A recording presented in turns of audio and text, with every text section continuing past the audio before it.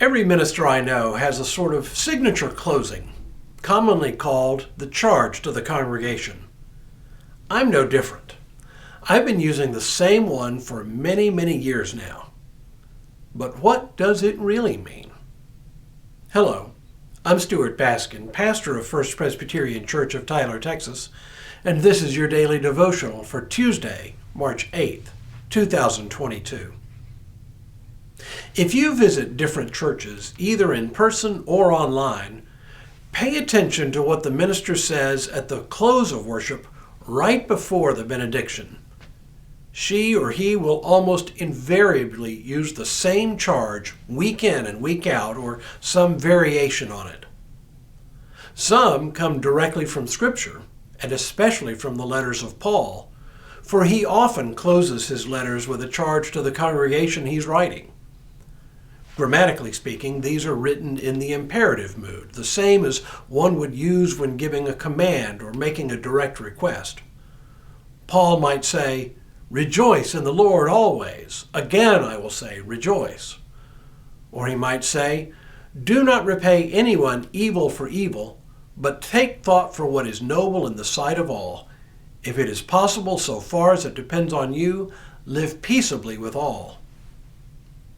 These and other imperatives in Paul's letters have been used by countless ministers when it comes time to charge the congregation. My charge is a little different. I don't quote Paul or any other biblical text for that matter. Each and every Sunday I end the service with the words, "Friends, go forth now from this place, refreshed, restored, renewed." And then I nearly always add a sentence related to the day's sermon theme. Although these words do not come from Scripture, I use them because I believe they communicate something that is true to the spirit of Scripture. Now, I honestly don't remember where I came up with these words, whether I heard them from someone else and liked them, or how I came to use them each week. But here's what they mean to me. Sunday is the Christian Sabbath. With the exception of a few minor denominations, Christians have celebrated their Sabbath on Sunday rather than on Saturday. In Jewish practice, the Sabbath is Saturday because it is the seventh day, the day when God rested. After the resurrection of Jesus Christ, Christians began observing the Sabbath on Sunday to remember the resurrection. But as with the Jewish Sabbath, it has always been a day of rest. In the last few generations, unfortunately, we've largely lost the idea of rest, except perhaps as a day off from work. But many of us work as hard or harder on Sunday than we do any other day of the week. It should not be so. Observing a day of rest is as important today as it has ever been. We human beings need some rest because we're not superhuman.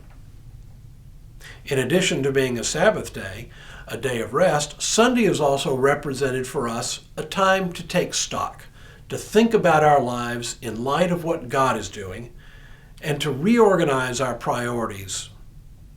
Many of us regard Sunday worship as a time to reflect on the week gone by and to gain strength for the week ahead.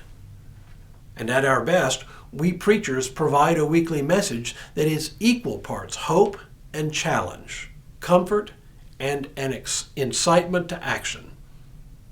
My weekly charge, to be refreshed, restored, and renewed, plays off this basic dynamic. It is a recognition that we need regular refreshment in the sense that we need to start the week fresh, not dragging. At its best, worship provides that sense of refreshment. It echoes the words of the psalmist who said, "As a deer longs for flowing streams, so my soul longs for you, O God." We need God just as surely as we need physical nourishment. To be refreshed in this sense is to be given strength for the new week. Now, I don't leave it there. Being refreshed, restored, and renewed is fine and dandy, but it's pretty general, pretty generic. I nearly always add words related to the day's message. In this sense, I'm doing much the same as Paul, tying the charge to the day's message. It's usually a one-sentence summary of the day's sermon. For example, yesterday's sermon was about the importance of practicing the regular spiritual disciplines we do in the church. The charge reflected this. I said, "Go forth from this place ready to walk the walk that is Lent and take part in our Christian disciplines." Okay, maybe not the most rousing charge I've ever given, but it surely reflected the theme of the day. And it was an appropriate way to send a group of refreshed, restored, and renewed disciples into a new week. When we return tomorrow and for the rest of the week, we'll look at a couple more commonplace charges, and we'll finish out the week looking at two of the most common benedictions we use. But for now, may God continue to bless you and keep you in all that you do this day and in all the days ahead.